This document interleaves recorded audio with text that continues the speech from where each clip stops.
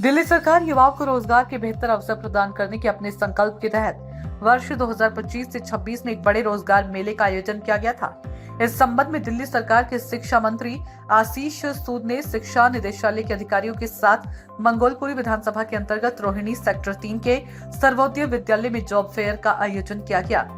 इस आयोजन से दिल्ली के युवाओं को रोजगार से जुड़ने हेतु रणनीति तैयार करना और अलग अलग विभागों औद्योगिक संगठनों के साथ समन्वय स्थापित करना था। आशीष सूद ने बताया कि वर्ष 2025 से 26 के बजट में रोजगार मेले का प्रावधान किया गया है, जिसके तहत दिल्ली के युवाओं को रोजगार दिलाने के लिए एक साझा मंच तैयार किया जाएगा, जहां जॉब तलाशने वाले युवा और जॉब देने वाले संस्थान सीधे संपर्क कर सकेंगे। बैठक में ये फैसला लिया गया है कि FICCI, DICCI, CII, PhD chamber of commerce, प्रशिक्षण एवं तकनीकी शिक्षा विभाग, उच्च शिक्षा विभाग, Delhi skill and entrepreneurship university शिक्षा विभाग की वोकेशनल ब्रांच GGIPU के अंतर्गत आने वाले कॉलेज, संस्थान, होटल। आशीष सूद ने निर्देश दिए कि प्रशिक्षण एवं तकनीकी शिक्षा विभाग, उच्च शिक्षा विभाग और शिक्षा विभाग के प्रशासनिक नियंत्रण में आने वाली सभी तकनीकी संस्थानों व विश्वविद्यालयों से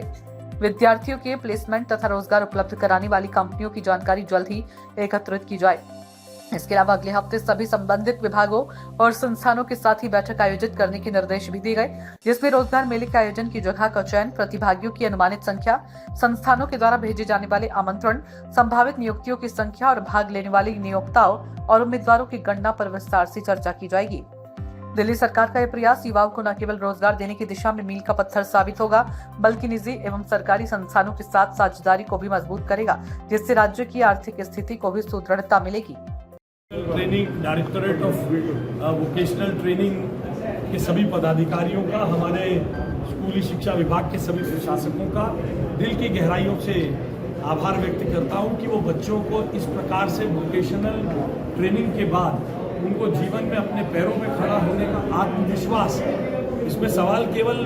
पैसे प्राप्त करने का नहीं है, अपने जीवन में आगे बढ़ने का आत्मविश्वास और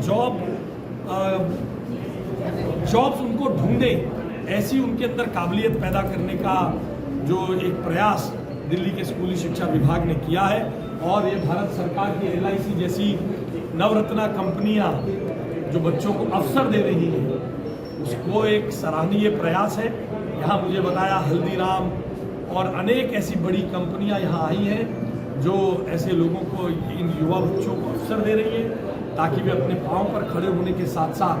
एम्प्लॉयबल भी, बेहतर एम्प्लॉयबिलिटी प्राप्त कर सके। इसके लिए प्रधानमंत्री जी का विजन